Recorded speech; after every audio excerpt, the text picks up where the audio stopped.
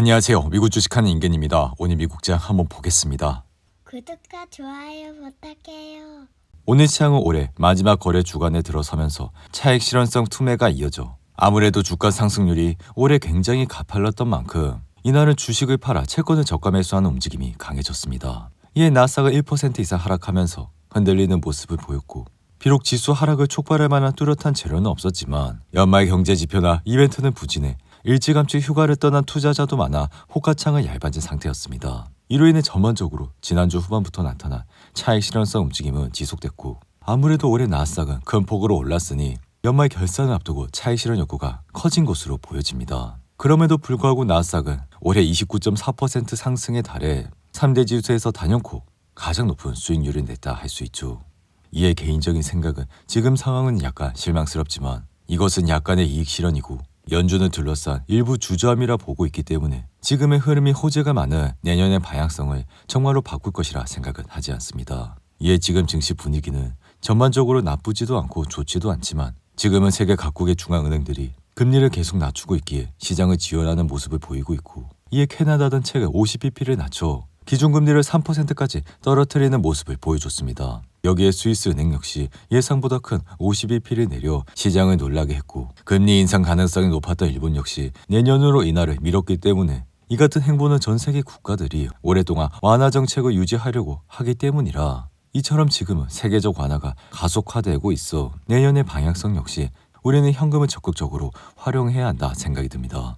여기에 미국의 가계는 여전히 건강하기 때문에 연준이 집계한 3분기 미국 가계의 순자산은 전분기보다 3% 가까이 상승을 했고 이 같은 말은 미국 가계가 예금과 머니마켓 펀드 등에 보유한 돈이 수십조 원 달러로 나타나 이 같은 말은 즉 소비와 주식 매수를 뒷받침할 여력이 충분하다는 얘기로 해석을 할 수가 있습니다. 이에 나스닥은 지난해에 이어 올해도 20%를 훌쩍 뛰어넘을 정도로 높게 오르다 보니 지금은 내년 주식 수익률이 낮을 것이란 관측도 많아지고 있는데 이에 내년에도 20% 이상의 연속 상승은 힘들긴 하겠지만 과거 1995년의 연착륙 환경을 보면 나스닥은 4년 연속으로 매년 20% 이상 오른 기간으로 이어졌고 이 같은 말은 지금도 연착륙을 한 만큼 내년에도 높은 상승세가 지속할 수 있다는 뜻으로 해석을 할 수 있습니다. 이로 인해 내년 1월 그리고 2월 혹은 내년 초중반 조정이 있더라도 어쨌든 내년에는 전반적으로 주식이 또 오를 것이라 만약 시장에 다시 극도의 공포가 찾아온다면 우리는 좋은 주식들을 저가에 매수할 수 있는 큰 기회가 올 수 있다 생각이 듭니다. 이어 테슬라는 이날 3% 이상 하락하며 417달러로 마감했고 테슬라의 주가는 이날 장중 내내 하락을 하면서 흔들리는 모습을 나타냈는데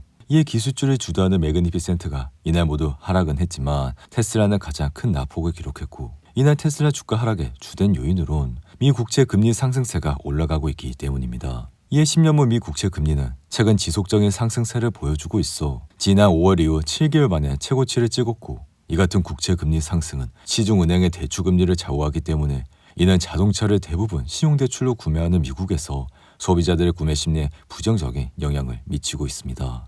여기에 테슬라는 최근 488달러를 찍은 이후 RSI가 83까지 올라와 주가는 과매수 상태에 들어갔고 이후 연일 변동성을 보이며 흔들리는 모습을 나타내고 있는데 그럼에도 불구하고 이번 주 테슬라는 4분기 인도량을 발표하면서 사상 최고 인도량을 기록할 예정이라 시장은 51만 5천대로 예상을 하고 있어 만약에 실제 수치가 시장 예상치를 뛰어넘게 된다면 테슬라는 다시 한번 큰 폭으로 상승을 할 것이라 생각이 듭니다. 이어 이러한 상승폭은 다시 4분기 실적에도 영향을 주기 때문에 이번 주 테슬라 인도량이 굉장히 중요한 포인트라 할 수 있죠. 한편 가상화폐 대장 비트코인은 2024년 마지막 거래일을 하루 앞두고 일시적인 반등을 하면서 93,000달러에서 흐름을 이어가고 있고 다만 이는 지난 16일에 기록했던 역대 최고가 107,800달러에 비하면 다소 떨어진 모습을 나타내고 있죠. 그럼에도 불구하고 이날 가격은 91,200달러대까지 하락하면서 90,000달러 선도 위협했다가 낙폭을 일부 만회하는 모습을 나타내는데 이에 비트코인은 지난달 미 대선 이후 트럼프 효과에 힘입어 연일 신고가를 기록하면서 랠리를 이어갔고 이후 연준이 내년 기준금리 인하폭을 당초보다 줄일 것임을 시사하면서 상승 랠리에 찬물을 끼얹었다 할 수 있습니다.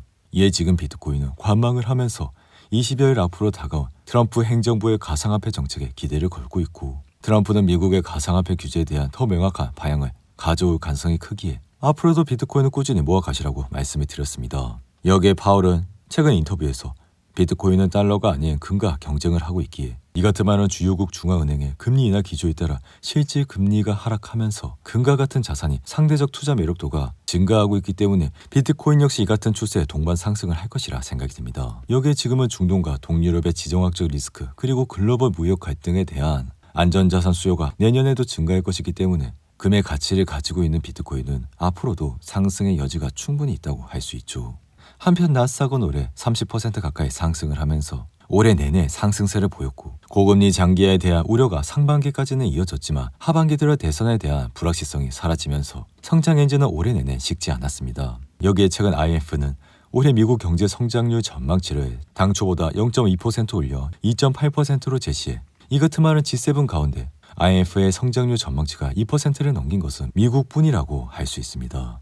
여기에 임금 상승률이 인플레이션을 앞지르고 자산 가치도 오르면서 미국 가계의 부는 사상 최고를 찍었고 소비도 견조한 흐름을 보여 이 같은 행보는 내년에도 이어질 가능성이 굉장히 크기에 우리는 이러한 방향성을 절대로 놓치면 안 된다고 생각이 듭니다. 이어 팔란티어의 주가는 이날 2% 이상 하락하며 77달러로 마감했고 사실 팔란티어는 AI 빅테크 전문 기업으로 데이터 수집과 분석 플랫폼을 담당하기에 정부 기관을 고객사로 확보하면서 빅데이터 소프트웨어 영역에서 독보적인 입지를 쌓고 있습니다.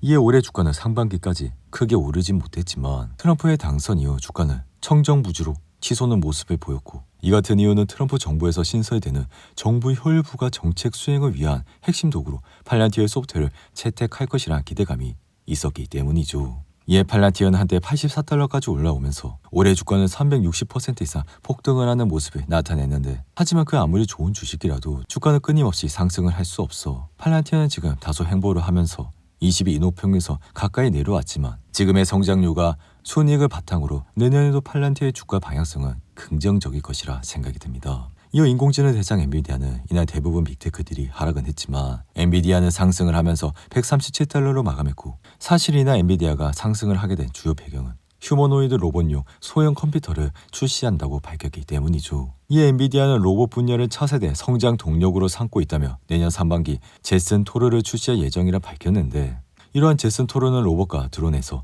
AI 작업을 수행하는 컴퓨터로 AI 로봇에 들어가는 반도체부터 로봇 훈련에 사용되는 소프트웨어까지 포괄하는 솔루션을 공급한다 할 수 있습니다. 이에 이 같은 행보는 엔비디아의 매출을 다시 성장을 시킬 수 있기에 비록 현재는 두 자릿수 성장세를 나타내고 있지만 이러한 사업이 다시 활성화된다면 엔비디아는 세 자릿수 성장세를 유지할 것이라 생각이 들며 이러한 방향성은 다시 엔비디아 주식을 상승을 시킬 수 있는 주요 배경이 될 수 있다 생각이 듭니다. 이어 시가총액 1위 기업 애플은 이날 1.3% 하락해 252달러로 마감은 했지만 여전히 신고가 부근에서 흐름을 이어가고 있고 월가 기간 역시 애플의 목표 주가를 상향 조정하는 모습을 보여주고 있습니다. 이에 웨더부시는 최근 보고서에서 애플의 목표 주가를 300달러에서 325달러로 상향 조정했고 이 같은 행보는 애플의 주가가 향후 27% 이상 급등을 할 수 있다는 뜻으로 해석을 할 수 있죠. 이에 내년은 애플에게 황금 성장 시대가 될 것이라 생각이 들며 애플의 인공지능 전략이 소비자 성장 스토리를 근본적으로 변화시킬 예정이라 올해 들어 애플은 34% 이상 급등했지만 개인적인 생각은 기업 가치에 비해선 여전히 저평가된 상태라고 생각이 듭니다. 이어 보잉의 주가는 주말에 발생한 제주항공의 치명적인 추가 사고 이후 한국이 국내 항공사에 운항하는 모든 737-800 항공기에 대한 검사를 명령했기에 이날 주가는 2% 가까이 하락했고 마이크로스트레이지 역시 지난주 59만 2천 주 이상의 매각을 공개한 이후 이날 주가는 7% 이상 하락을 하는 모습을 보여줬습니다. 반면 에너지 주식인 EQT는 천연가스 가격이 상승을 하면서 주가 역시 5% 이상 상승했고 이날 비트코인과 관련된 주식들인 코인베이스와 마라홀딩스는 비트코인이 1% 이상 하락을 하면서 이날 주가는 5% 이상 하락을 하는 모습을 나타냈죠. 오늘도 8분이 넘는 긴 영상 끝까지 시청해 주셔서 감사하고요. 가시기 전에 구독과 좋아요 잊지 마시고 그럼 저는 다음 영상에서 찾아뵙겠습니다. 감사합니다.